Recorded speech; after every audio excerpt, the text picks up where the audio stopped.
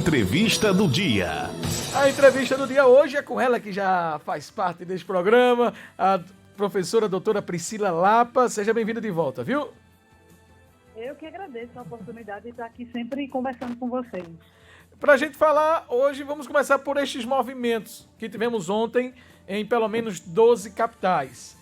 O que eu vi de bolsonarista comemorando, fazendo a comparação com os atos de uma semana atrás. Dá para comparar um ato com outro, professora? Na verdade, o movimento de ontem, se eu estou escolhendo um adjetivo para falar dele, eu estou chamando de xoxo, né? É uma coisa muito xoxa, porque justamente tem aí uma diferença de origem muito grande, né? Então, os bolsonaristas têm razão de estar comemorando, né, tirando essa fotografia do momento, mas sem esquecer de ficar míope sobre o que é que tudo isso representa. Uma coisa é uma manifestação que vem sendo construída desde o início, porque o presidente Bolsonaro há muito tempo, né, como eu já falei aqui, abandonou a sua principal tarefa como chefe do Estado para se tornar um candidato à reeleição em 2022. Então, ele vem passeando de moto, por sinal, com recurso público, pelo Brasil inteiro, há muito tempo, convocando as pessoas para participar desse ato do 7 de setembro. Né? Houve uma mobilização, quando ele ia nessas cidades visitar, assim como aconteceu aqui em Pernambuco, ele se reunia com lideranças religiosas, lideranças do agronegócio, com vários segmentos da sociedade, sempre reforçando a importância de comparecerem nesses eventos ligados ao 7 de setembro. Então, ele soube fazer uma construção de uma mobilização e foi muito exitoso nisso. Assim, isso ninguém pode negar. E, no entanto, essas movimentações de ontem, né, a gente tem que ver que, primeiro, elas não foram convocadas por alguém que está no exercício do poder. E aí não tem a mesma mobilização de recursos para fretar ônibus, para realmente viabilizar a ida dos manifestantes. Mas, assim, olhando para o lado, do ponto de vista da oposição, eu acho que eu destacaria duas coisas no movimento de ontem. Primeiro, a questão de que a gente está tendo muita dificuldade no Brasil de ter uma pauta que unifique mais as pessoas. Então, nem a democracia, porque a desculpa do movimento de ontem era de que não seria um movimento partidário pela campanha eleitoral de ninguém, mas seria um movimento pela democracia. E mostra que as pessoas têm um tema que tem muito baixa aderência. Assim. As pessoas parecem que não estão muito preocupadas com isso. Ou elas estão preocupadas em defender o governo, como foi o caso do 7 de setembro, ou elas estão mais preocupadas com as coisas da sua vida, do dia a dia, do emprego, da questão da inflação, da gasolina e tudo mais. Então mostra claramente isso, que se a oposição continuar tentando mobilizar as atenções da sociedade, unir forças a partir dessas pautas difusas, não vai dar em nada, não vai conseguir chegar em lugar nenhum. E a segunda questão que eu destacaria é que claramente hoje existem duas oposições, não existe uma oposição a Bolsonaro, existe a oposição mais à direita e a oposição mais à esquerda. A esquerda muito claramente representada pelo PT, que não esteve nas manifestações, que não mobilizou sua militância. E isso explica um pouco o fracasso da mobilização, porque o PT, historicamente, tem claramente essa facilidade de ter uma militância mais com essa musculatura de ir para a rua, né? E, por outro lado, né, a oposição mais à direita, que tem aí o MBL, que tem movimentos da sociedade que hoje protagonizam essa oposição, também estão muito longe de ter força de mobilização. Então, o presidente, ele aparentemente é uma coisa ruim você ter duas oposições, porque você não parece que não está agradando nem um lado nem o outro. Por outro lado, quanto mais dividida começa uma disputa, né, com uma oposição dividida, mais chance o candidato que está buscando a reeleição ele tem. É isso que a história mostra. O principal adversário do presidente Bolsonaro é, sem dúvidas, o ex-presidente Lula e o Partido dos Trabalhadores, que carrega consigo uma soberba muito grande do ponto de vista do protagonismo, de querer ser o bambambam. Por exemplo, se de repente o Partido dos Trabalhadores tivesse aderido a esse movimento, não seria mais fácil para eles, no caso, a questão da mobilização, professora? Essa ausência do Partido dos Trabalhadores não faz com que a oposição fique um pouco mais fragilizada nesse sentido?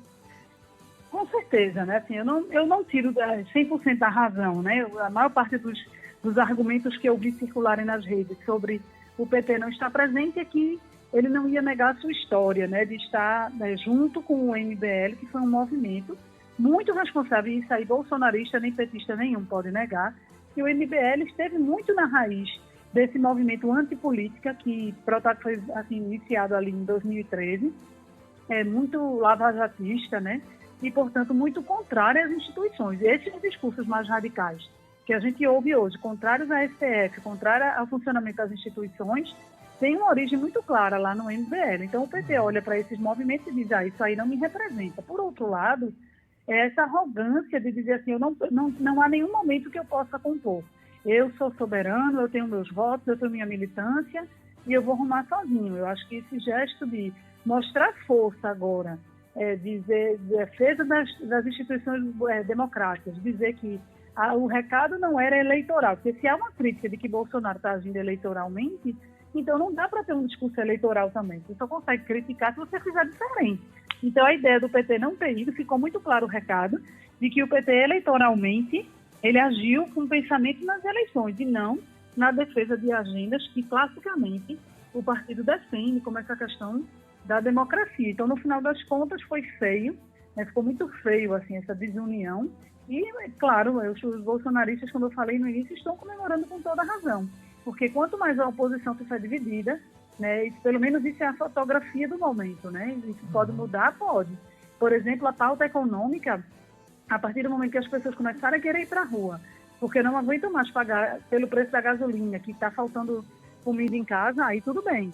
Mas isso nunca foi, viu, classicamente, uma pauta que levou as pessoas à rua no Brasil. As pessoas que vão para a rua, que puxam esses movimentos de rua, eles têm um caráter mais ideológico do que propriamente pragmático. Então, se o PT estiver esperando e a oposição estiverem esperando as pessoas irem para a rua se mobilizar contra essas questões econômicas, dificilmente acontecerá. E aí vai ficar esperando mesmo. E o que vai acontecer é a reeleição de Bolsonaro com muito mais tranquilidade do que o cenário hoje pode parecer. Professora, a gente teve ontem nas mobilizações alguns que se colocam aí como terceira via participando. João Dória, Ciro, me parece que é Amoedo também, né? Eduardo Leite e Mandetta, o Luiz Henrique Mandetta. São nomes do centro ali que se colocam como alternativas ao PT e também ao Bolsonaro, mas até que ponto esses protestos podem inflar a candidatura de alguns deles? Para uma terceira via se viabilizar, para ela ser viável eleitoralmente, ela precisa de volume, ela precisa de massa, ela precisa primeiro ter uma agenda. Até me perguntaram isso hoje, a terceira via necessariamente é a que está no terceiro lugar nas pesquisas? Não, a gente já teve no caso do Brasil terceiras vias que acabaram ganhando a eleição, como foi o caso do próprio Bolsonaro em 2018. Em 2018, a eleição claramente começou como mais uma disputa entre PT e PSDB, quando você tinha Alckmin versus Lula ali no início. Bolsonaro surgiu como uma terceira via, como alguém que não ia compor nem com um nem com o outro, e ele acabou se fortalecendo eleitoralmente e ganhou as eleições. Então, terceira via tem que ter uma agenda. Eles precisam dizer por que não são uma coisa nem outra. Eles precisam encontrar um espaço de mobilização entre as duas vias principais que estão colocadas no debate eleitoral. E parece que ninguém acertou a mão ainda nisso. Primeiro que é tudo muito parecido, né? Eu já vi alguns debates que já foram promovidos entre Ciro, Eduardo Leite e Mandetta. Parece que é a mesma pessoa falando. É muito parecido o que eles defendem e fica muito confuso para o eleitor. E outra coisa, precisa começar a mobilizar as forças mesmo. Precisa dizer assim, o setor produtivo tal está comigo, tais lideranças religiosas estão comigo. Então precisa começar a dar força eleitoral, porque ninguém tem eleição com uma agenda muito bonita, mas sem voto. O que ganha faz um candidato em eleição é mobilizar o maior número possível de pessoas da sociedade, seja de qual classe social for. E precisa da massa, sim, do povão. Ninguém ganha eleição sem povão. Então, enquanto esses discursos desses candidatos estiverem parecendo uma coisa muito distante do povo, da linguagem do povo, o povo não vai entender e não vai aderir. Então, a gente ainda tem a chance de ter uma terceira via? Tem, sempre tem. Mas precisa ainda comer muito arroz com feijão, como diz na linguagem popular, para conseguir mobilizar alguém, com um discurso muito mais claro para as pessoas, o que é que isso significa, quem está com eles, quem não está, porque se não demonstrar força, as pessoas tendem a abandonar o projeto, a dizer assim, isso aí não tem chance nenhuma, como eu não quero lembrando que a gente ainda vive um clima de eu não quero que fulano ganhe. Quem vota em Bolsonaro não quer que Lula ganhe, quem vota em Lula não quer que Bolsonaro ganhe. Então, se não tiver nenhum candidato que possa minimamente ameaçar a vitória de um desses dois candidatos, a gente vai continuar nesse mesmo jogo polarizado, que muita gente diz que não suporta mais, mas vai acabar aderindo a um dos dois, porque está vendo que os outros candidatos não têm não estou conseguindo ganhar força no seu palanque. Para finalizar, professora, desde a semana passada a gente tem acompanhado aí um tom apaziguador do presidente da República. Ele acerta quando ou isso de fato ele mudou, ou é uma estratégia, está dando certo essa estratégia? Até quando vai essa serenidade do presidente Bolsonaro? Essa é a grande pergunta do momento, né? E eu acho que os movimentos fracassados, podemos dizer assim, do dia de ontem, reforçam no presidente a ideia de que a maioria está com ele e que o sentimento majoritário é favorável ao seu discurso, né, às suas pautas. Então, ele provavelmente, assim que tiver a primeira oportunidade, como ele já soltou algumas pérolas da semana passada para cá em relação a isso, provavelmente ele fortalece o seu discurso, porque faz sentido. Se a gente for olhar do ponto de vista estratégico, faz sentido que ele, né, tenha a ideia de que ele está mobilizando mais pessoas do que discursos contrários. Então, provavelmente essa paz não dura muito tempo. Agora, tem algumas movimentações acontecendo em Brasília que podem frear ou acelerar esse processo de Bolsonaro voltar a ser o Bolsonaro de antes de 7 de setembro.